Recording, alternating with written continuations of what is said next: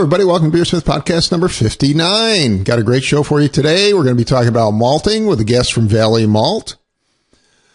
Big announcement now is that BeerSmith Mobile is out, which has the full recipe editing for both Android and Kindle Fire. So that's available on the Google Play Store as well as the Amazon App Store.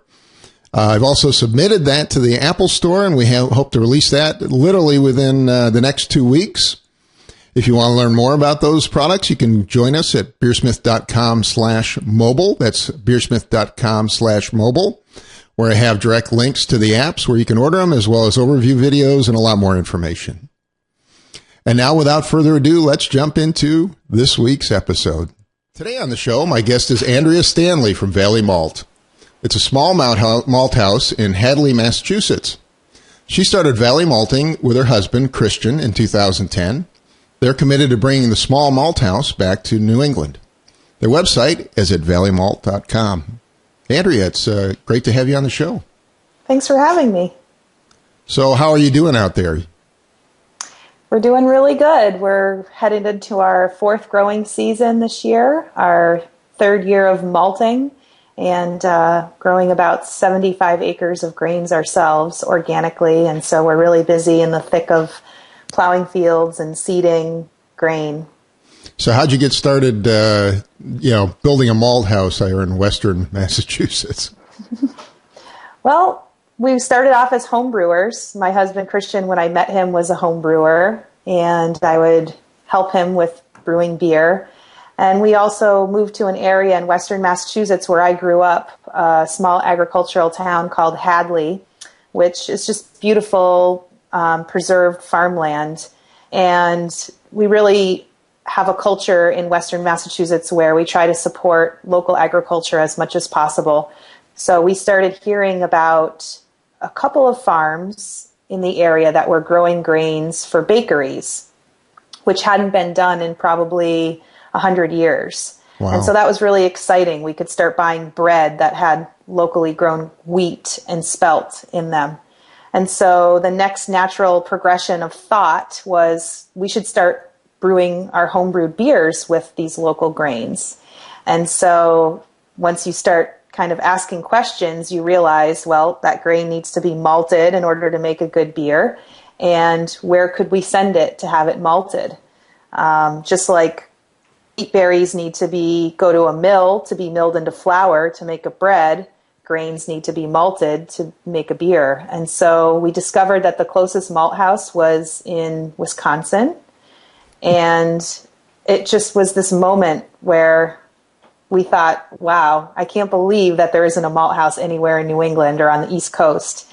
And, our creative and entrepreneurial sides of us just kind of were opened and awoken, and we just decided that we were going to try to go for it and try to bring growing barley, malting barley back to the Northeast, and also bring malting back to the Northeast. So that was kind of...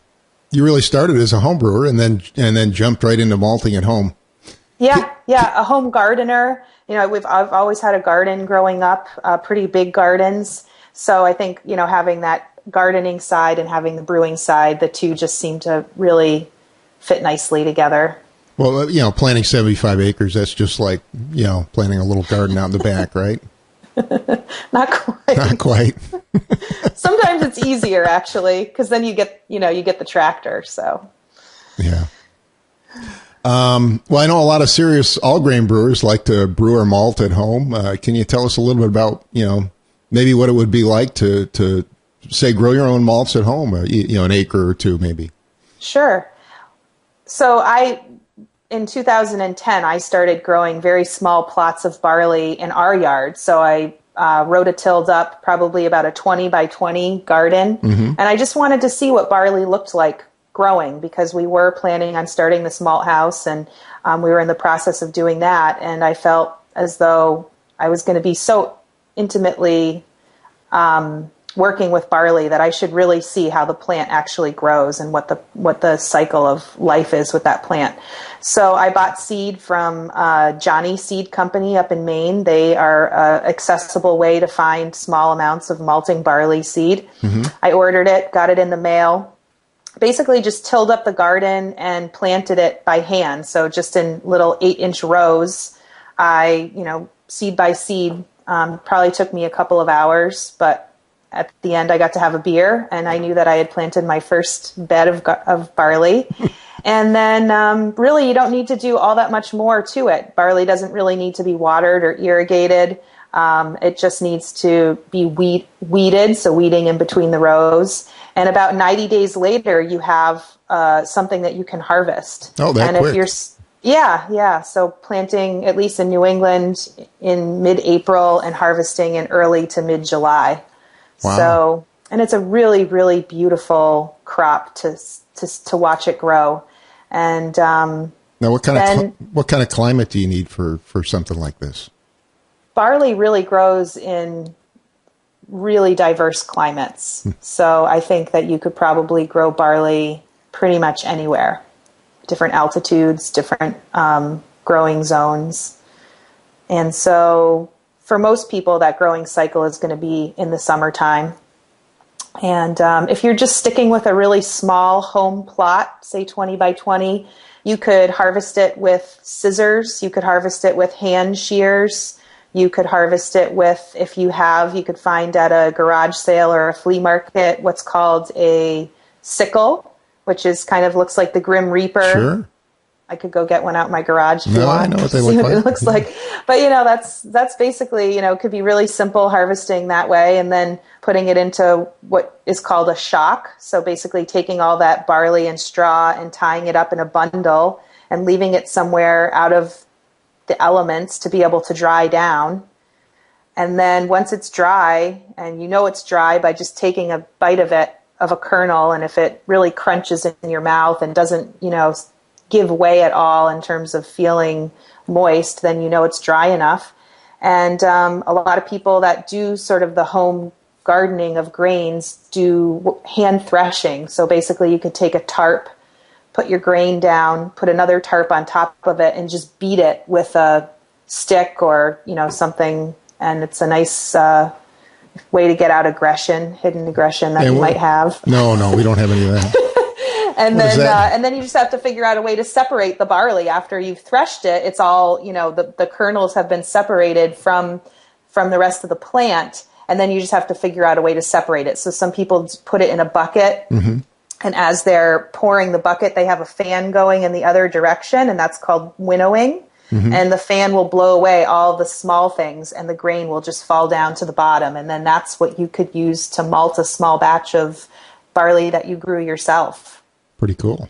Yeah. So you've got the barley now, and now you have to malt it. So can you walk us through that process? Or even if you go out, if you wanted to cut some time here, I guess you could go buy a bag of barley somewhere, right? You could go buy a bag of barley. Unmalted barley, right? Unmalted barley. You'd have to make sure that it wasn't treated. A lot of times barley seed, if it's, if you're buying seed from a agway or something, you should probably make sure it's a malting barley, but you should also make sure that hasn't been treated with some kind of inoculant, some type of pesticide or herbicide. So I know they sell it at feed stores, though, don't they? And where do you get barley? So you could probably get barley at an agway. But you might, at like a feed store, but you would probably want to make sure that it was a 2-row malting barley. And what's the difference between the 2-row and the 6-row? It's a difference of how the seeds are arranged on the head of the grain. So a 2-row on each node on the kernel, there's only 2 little seeds that come out. On a 6-row, there's a third. And so it ends out looking like kind of a floret when you look at it from like a top-down view. So that's why it's called 6-row, because the 3 together, as they climb up the ear of the grain, ends out kind of looking more of a floret. So there's more grain on a 6-row head than on a 2-row. I know some people prefer the 6 rows versus the 2-row, or for various styles, right? Yeah. And what's the difference in, say, brewing beer? The difference traditionally is that 6-row tends to have higher protein, which means higher enzymatic potential. The 6-row tends traditionally had smaller kernels. Mm-hmm. So your big, fat, plump kernels would most likely come from a two-row. So those are the traditional, and traditionally 6 rows would give you a higher yield for the farmer than a 2-row. But over the last few years with modern barley breeding, I would say that 6-row and 2-row of certain varieties can be pretty similar. We've malted some low protein, really beautiful 6-row barley out of New York State that I think would be very hard to determine whether it was really a 6-row or a 2-row. Amazing. Well, yeah. It's kind of neat. I mean, you're growing this, as you pointed out, in Massachusetts. They used to have malt houses all over the country, right? Yeah, there was a malt house here in Hadley in the mid to late 1600s, and the family that was the Warner family. They still have descendants that are living here in the area. But there was a malt house in Hadley, and I'm sure most people, if they were to do some just basic research from their area, would find that there probably was a malt house within a few miles. I have an aunt that tells me that one of my great grandfathers was a hop grower in New York State. Oh yeah, a long time ago. Yeah, in central New York, and that was a huge area. Madison County in New York was a huge area for hop growing, and for people that really have an eye for looking at old buildings and old equipment and know what it was used for, we'll see that there are old buildings or even just foundations that used to be where they would process and dry the hops. Well, let's move on to actually processing the grains now. So if you again, you start with some unmalted barley, right? Sure, and how do you do the malting process now? So you probably want it to be as clean as possible. Okay. And I would say, you can do that, how I said, with threshing it and then using a fan to kind of winnow out some of the chaff. But another easy way, if you're going to be malting it, to clean it out a little bit is to steep it in a bucket, and a lot of that chaff will float to the top, and you could just skim that off. So starting with a fairly clean product is a good idea. And then, you could just take, I know when I started malting, I was malting in my kitchen. I was taking about 10 pounds at a time, putting it into a glass bowl. Okay. Like a really, really big kind of canning jar type of a glass jar, and just steeping it. So filling it up with water overnight, and then at the next morning, draining it out and putting it into kind of like a vegetable strainer that you can put over your sink. Okay. And I would just let it rest. Well, that's considered an air rest. So I would let it rest over the sink for that entire day. So if I was draining it out at 8 in the morning, by 5 in the evening, I would steep it again. So during the day, it was just getting air, and it's still absorbing water at that point. And if you see that it's drying out a little bit, you could always take your kitchen sprayer and just kind of spray it down with a little bit of water so it stays nice and wet on the outside of the grain. And so you want to steep it at least once, if not twice more, over the course of a 48-hour period. And most likely at that point, your grain will have hydrated enough to be able to start sprouting and germinating.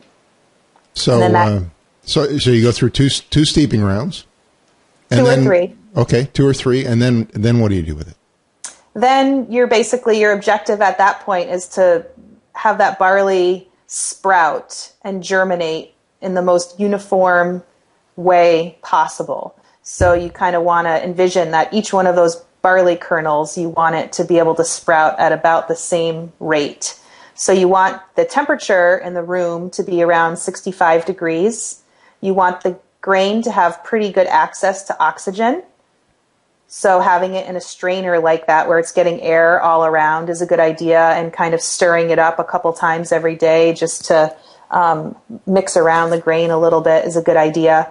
And so really you're just watching it sprout for about 3 to 4 to 5 days in your kitchen. And again, if it looks like it's drying out a little bit, you could spray it down with your sprayer in your sink. And so hopefully at that point it'll sprout and it'll start to grow, right? Yeah, most likely.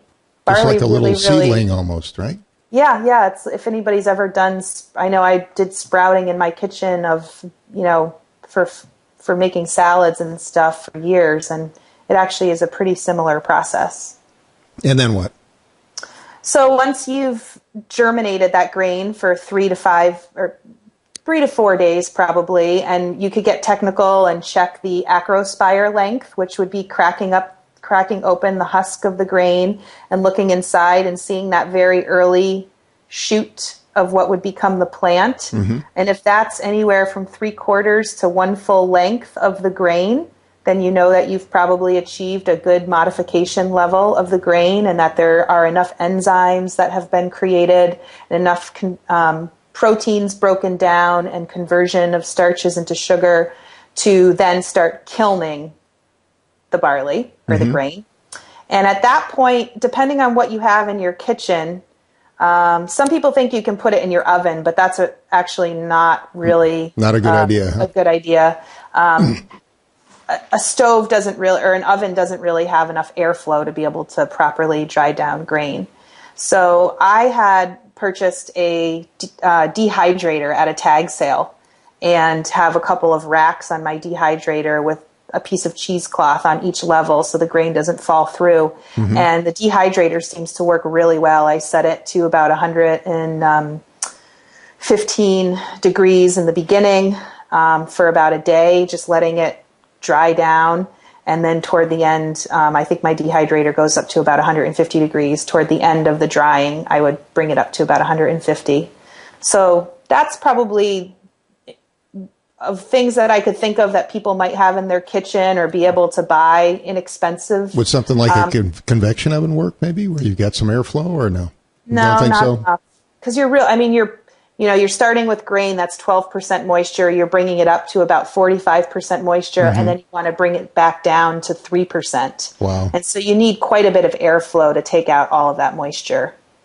So what you would probably end up with if you put it in a convection oven is something similar to a caramel malt. Mm-hmm. But then you would still need to figure out a way to probably hard to run the oven that low as well. So. Yep, exactly. So you've now got dried grains, right? Basically pale malt, right? At this point. Yeah. So you could use that pale malt to brew beer, right?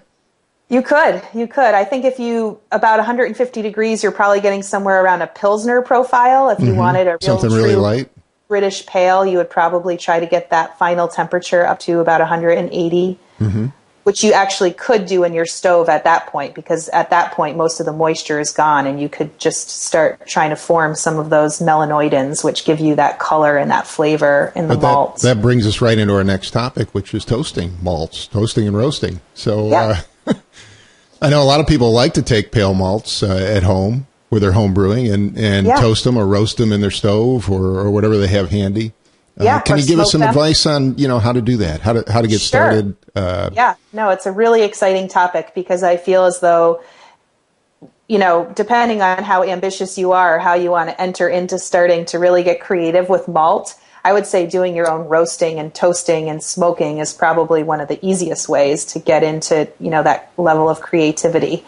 So, if anybody has basically what you need to make your colored malts is something that's going to get you a high temperature. So anything that's kind of resembles a drum, basically what we have at Valley Malt is a drum roaster that has direct fire underneath it, and as it spins around, we're getting up to almost 400 degree temperatures. Well, let's start at the lower end first, though. I think you can toast a lot of malts in your oven, right?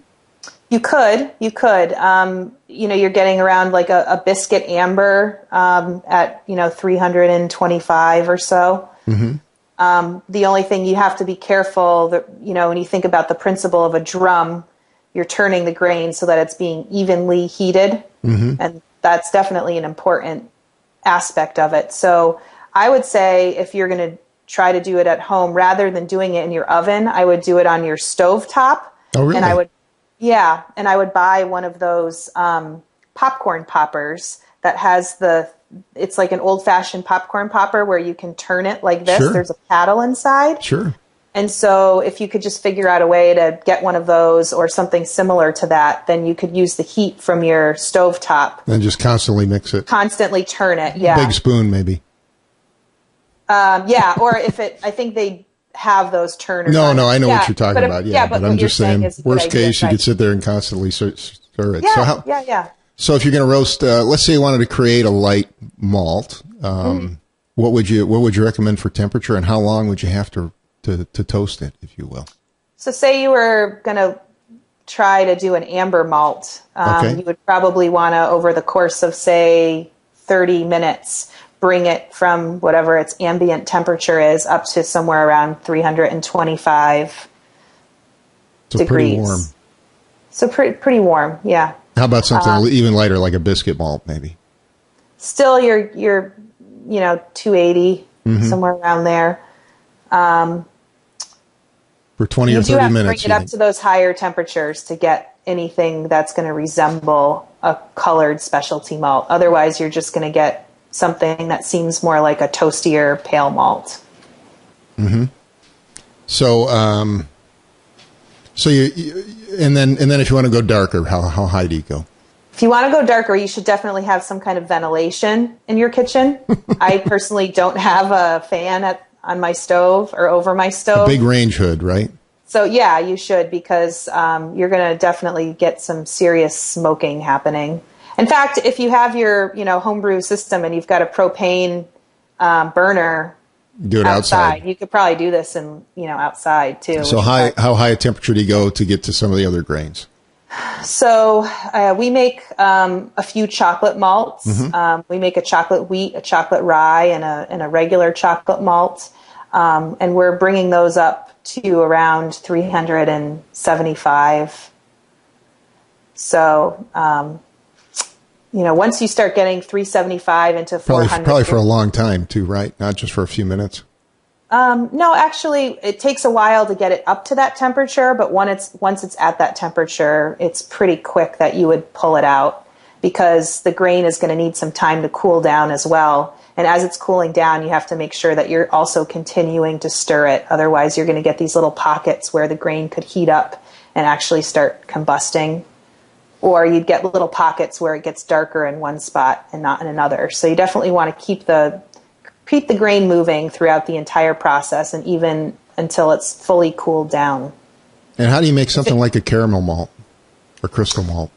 Just one more thing. If anybody's ever been to a coffee roaster, your favorite coffee shop, if they have a roaster in the corner and they're roasting their own coffee, it's a very similar process. So, if you can kind of see how somebody works on roasting coffee, that it's very similar principles. And they do have those cooling racks as well that turn around and cool down the coffee as it comes out roasted. So to make a caramel malt, so basically what you're doing when you're making caramel malts is you're taking the grain when it's what's called green malt. So that's when it's fully sprouted and germinated. Instead of kilning it, as we talked about earlier, in a dehydrator, you would take it at that high moisture level and apply heat to it without any airflow.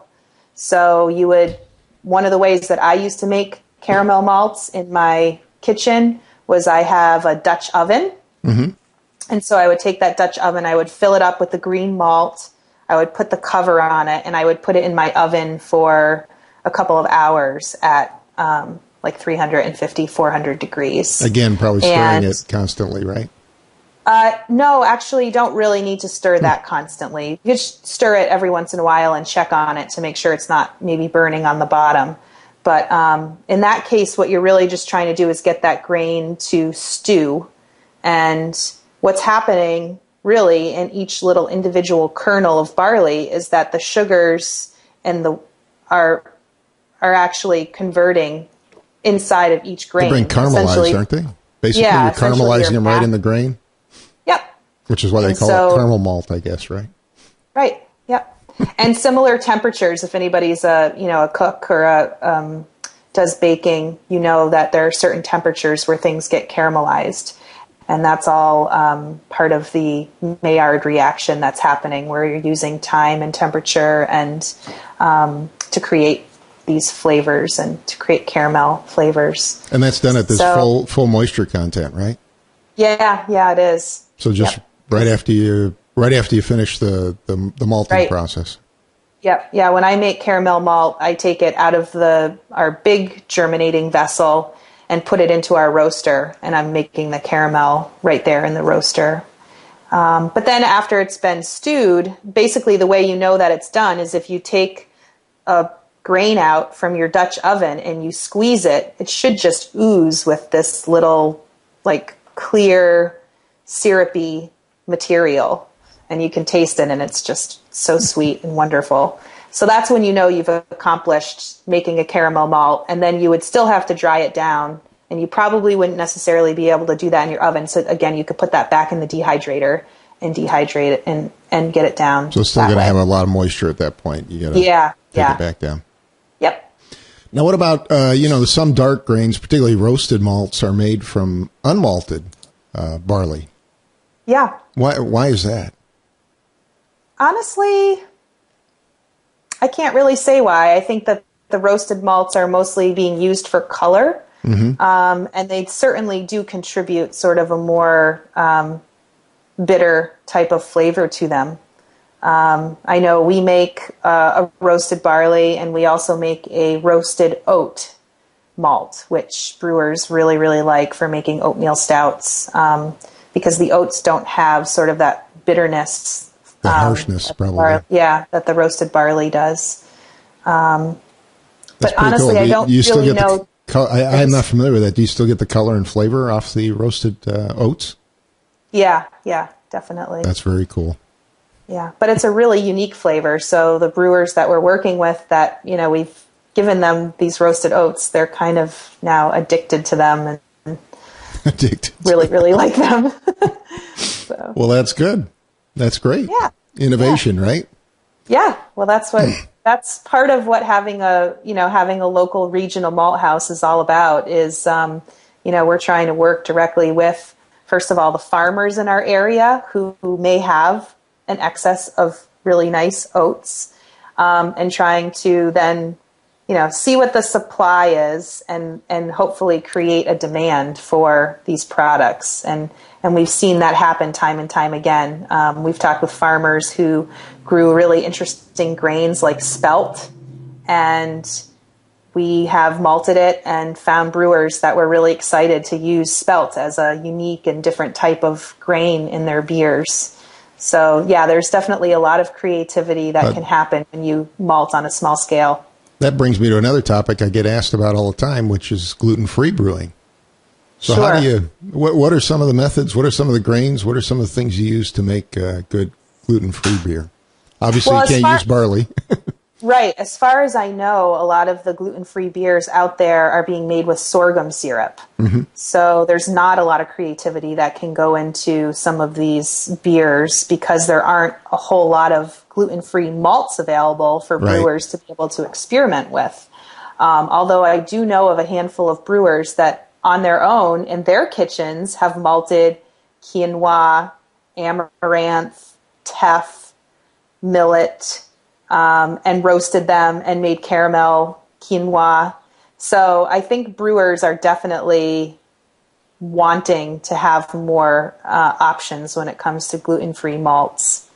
And there is a woman in Colorado, her name is Twyla Henley, and she is just in the process of starting and doing her first few batches of gluten-free malt. So the name of her malting company is Grouse Malting and Brewing Company in Colorado, and she's going to be making both base malts out of gluten-free grains and also roasted and specialty malts.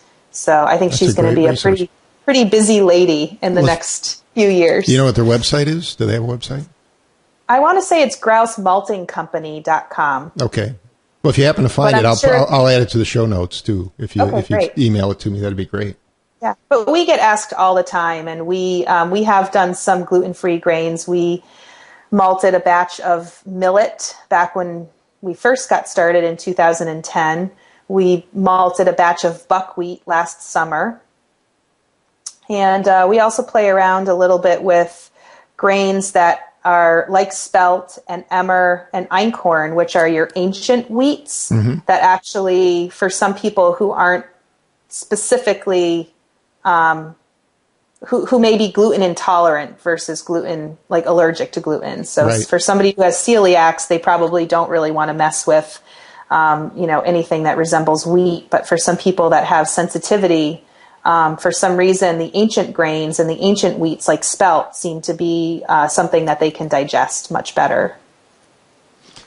Well, I wanted to get back just to talk a minute about homebrewing, and I was wondering if you could walk us through some of the categories of different malts and sort of what they really add to a beer. Saying about base malts, light malts, caramel malts, and so on. Okay. Well, we don't really make a huge spectrum of specialty malts at Valley Malt. We kind of try to do a few things and try to do them really well. So I can talk a little bit about what we make for specialty. That'd be great. So we make a lot of base malt, a lot of pale and pilsner, which comes specifically from two-row barley. And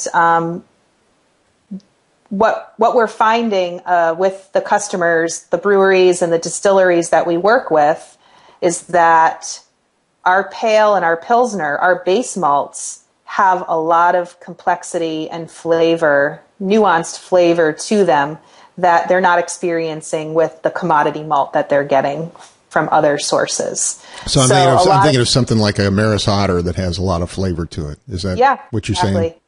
Yeah. So it could, I think part of it is that the way that our grains are being grown and the soil of New England. So, speaking to the idea of terroir, but also I think it's our process and how we're processing the barley as well. And so what we're finding is a lot of brewers treat our base malts as a specialty, and they want to do single malt mashes called a smash. So single malt beers so that they can, kind of like they would do with a Maris Otter, where you're really highlighting and playing around with a base malt and really bringing out the flavor and the complexity of that. Yeah, we did a whole episode on smash. I think it was last fall. If anybody wants to go back in the podcast archive, you can probably find it. Yeah. So when you're thinking about doing a smash, certain malts probably come to mind, and certain ones probably are more just as a base to build upon with specialty malts. And so I would say that's one surprising thing that we're finding with our base malts, that do have a lot of complexity. So beyond that, then, so you've got your base malts, and then you kind of get into more specialties. So grains like wheat and rye and oats are considered specialty malts. And we certainly do a lot of malting of wheat and rye, and we've just started getting into malting oats. And within the wheat category, one of our biggest sellers is a hard red winter wheat called Warthog, and that particular wheat just has really, really wonderful flavor to it. And so we tend to, have brewers that just specifically want that variety and that wheat for their Hefeweizens and wheat wines that they're making. And then within the wheat category, I make a caramel wheat. I make a chocolate wheat. Those are hard to find. Yeah. So that's kind of, part of why I do that is I don't necessarily want to make malts that just replicate what's already out there. I kind of want to bring another level of, interesting and unique malts to the marketplace. And then our rye malt is really wonderful. So we started out 3 years ago. We were malting rye that was really just being grown as a cover crop. And so most of the rye out there in the United States is being grown as a cover crop. And it's one variety that's called a rustic rye. And again, it's just really being bred and grown to be a cover crop. Well, because we have these great relationships with farmers now, we were able to say, well, what else is out there for rye?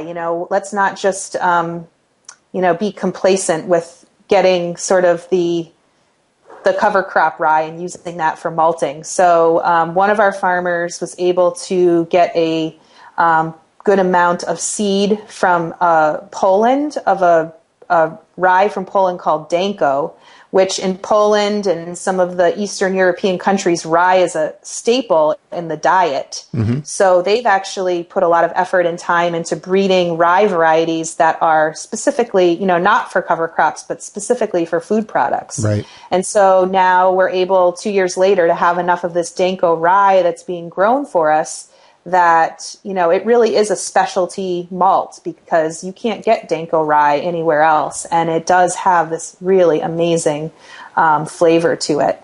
And so with that Danko rye, again, I'm making a crystal rye and a chocolate rye and an amber rye. Oh, wow. So again, a lot of these specialty malts started off, we have a project at Valley Malt called the Malt of the Month Club. Mm-hmm. And really it's a way for us to be able to get our malts into the hands of, sort of your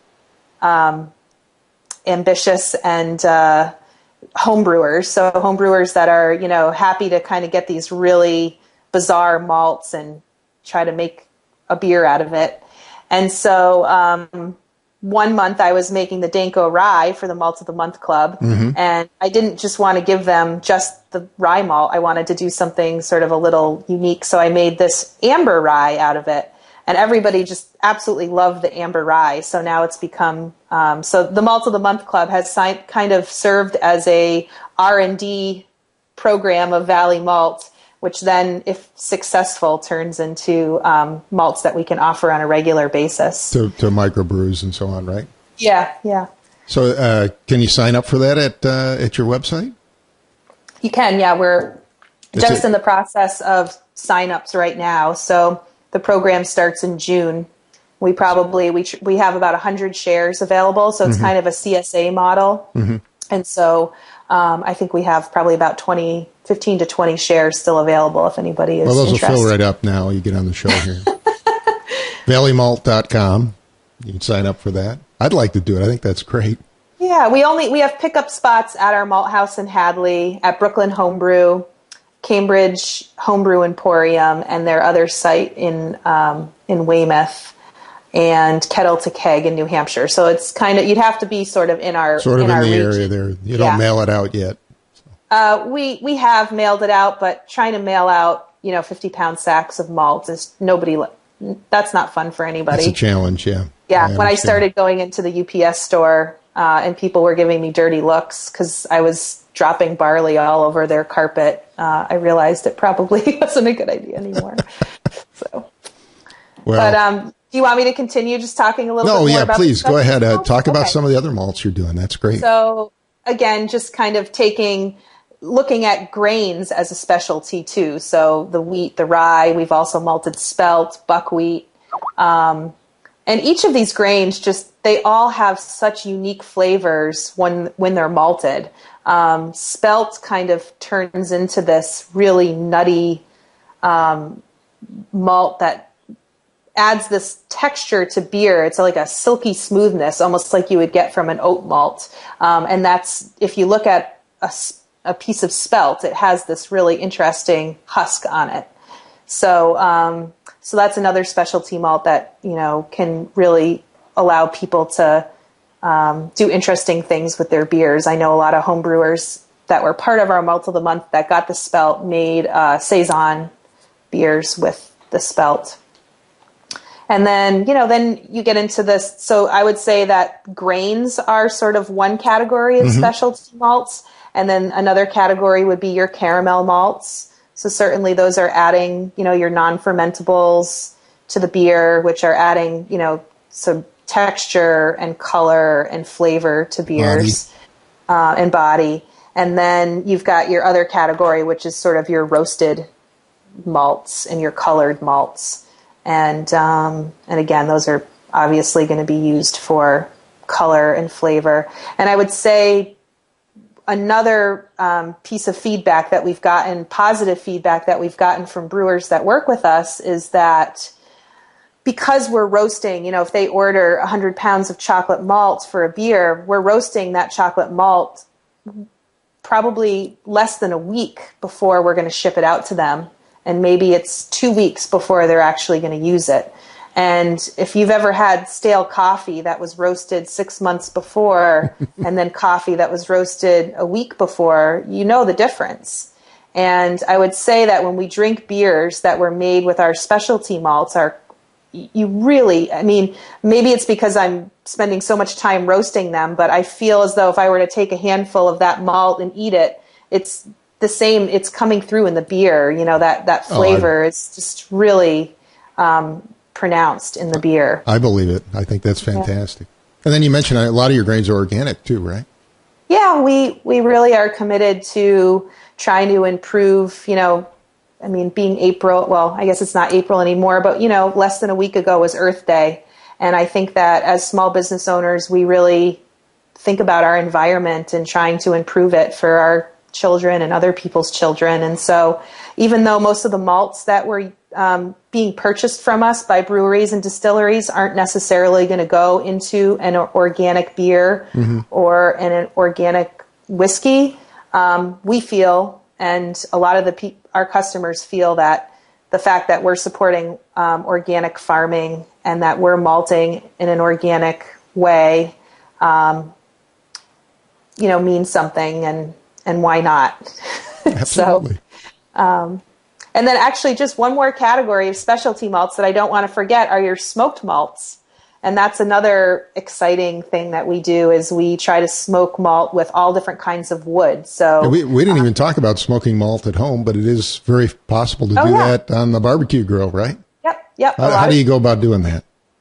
Well, I've never done it that way myself because I have we built a really nice smoker to do our malts. But I think most people that are doing smoking, like in a wood oven or on a barbecue, are just taking malt that's already, like a bag of 2-row and maybe spraying it or kind of re-wetting it a little bit. Right. Because the grain definitely needs to be moist in order to absorb any of that smokiness. So trying to smoke malt that's already dry, you're probably not going to have a really effective, smokiness that's going to come through in the malt. So if you're doing it at home, I would say you probably want to soak that malt for at least an hour or two before you put it on the barbecue and get some smoke going through it. But the way that we do it is we take the green malt, again, before it's being kilned, take it out, and we put it in a separate smoking kiln that we have. And for the first 12 hours, we're just letting the smoke kind of very slowly pass through it and kind of. So this is after you've malted it, but before you've dried it, right? Yeah, exactly. Yeah. I mean, you could potentially do that as well at home, I guess. Sure, and it's exciting because we get to use a lot of wood that you wouldn't necessarily, be able to get in, smoked malts that you could get in a catalog. A lot of the malts out there are being smoked with beech wood. We're smoking malts with cherry wood, apple wood, maple, birch, anything you could think Mesquite, of that's right. a native wood around New England. We just smoked quite a bit of malt for a collaboration beer with Jack's Abbey in Framingham, Massachusetts, and Sean Lawson from Vermont. And the idea was that so Sean actually shipped us a bunch of maple wood from his farm, and that was what we used to smoke the malt. So he was really excited about being able to brew with that malt that had a connection to his farm. Yeah.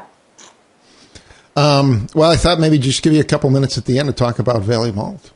I know I've talked about it quite a bit, but yeah, anything in just particular? Say a few words. Or? Well, just talk about sort of what your philosophy is and what you're trying to accomplish. What makes you different? Yeah, I would say we definitely are a value-driven business. We're not really looking at, I think anybody that's getting into micro malting or craft malting shouldn't really look at it as a huge money-making venture. The profit margins are pretty slim with malting, but the payback is more than just money. Being able to know that we're supporting local organic agriculture and, being part of the farming community and the brewing community is, just such an awesome community to be a part of. And just being able to reconnect with traditional parts of how, of our community. So, it used to be that our town had a butcher, a cheesemaker, a maltster, a brewer. Now we just have strip malls. Yeah. And the fact that we can be a part of rebuilding a local food system that you can connect with where your food or your beer came from, and not just with the farmer, but all along the line, the people who are having to process that, like your miller or your baker, to being able to connect those dots and say, all along the way, that dollar is staying right here in our region, and it's supporting the fact that this land will be preserved in agriculture, and hopefully, if it's being farmed organically, the soil is going to only be improved over time rather than decimated. That to me is, that's what gets me shoveling 4,000 pounds of malt every day and keeps me excited about it. And obviously getting to drink beers, we're 3 years into our business now, and we're actually able to go to some really great beer bars in Northampton and in Amherst near where we live. So you probably get free beer too, right? That's a good question. We do a lot of bartering for beer. I wouldn't say that we get a lot of free beer, but we do a lot of bartering, which is fine with me. Because nothing's really free, right? Yeah, well. But yeah, so I don't know, just being able to go and have a beer that, we were a part of making is really, really rewarding. Absolutely. And just to share with you, since we started with this idea in 2009, and then we got up and running in 2010. Within the last 3 years, there are probably 5 or 6 new malt houses that have started in our country. And I would say there's probably at least 2 to 3 dozen that are currently in sort of the startup phase. I was going to say, aren't you involved in a group that's sort of organizing some of these small malt houses? Yeah, so I started a Google group last March, 2012 in March, which was an informal sort of malting association. Mm-hmm. And so we've been using that Google group as a way to talk about, our equipment, our process, any issues that people might be having with malting. But my goal all along, at that time, we were quadrupling our size last March, so I didn't really have a lot of time to put into forming a formal guild. But that was my idea. That was my intent all along, was to have this be a real legitimate guild.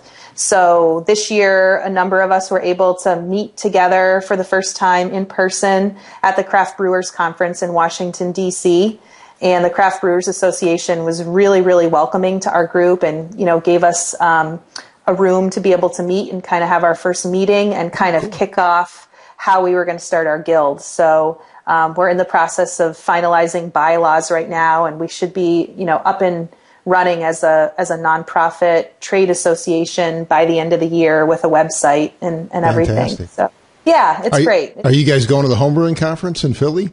I will be, yeah. Are you? And I hope my husband will be. I think, we're going to try to go as a family. We have 3 little kids, and I think Philadelphia seems like a really family-friendly city. So I'm hoping we can all go. But at the very least, I'll be there. Well, I'll be speaking again, and we'll have a BeerSmith booth as well. So it'd be easy to find me. Good. I'm really looking forward. I'm glad it's back on the East Coast this year. The last couple of years it's been elsewhere, but looking much forward easier to to get. Yeah. Well, I just want to ask, is there anything else you'd like to add?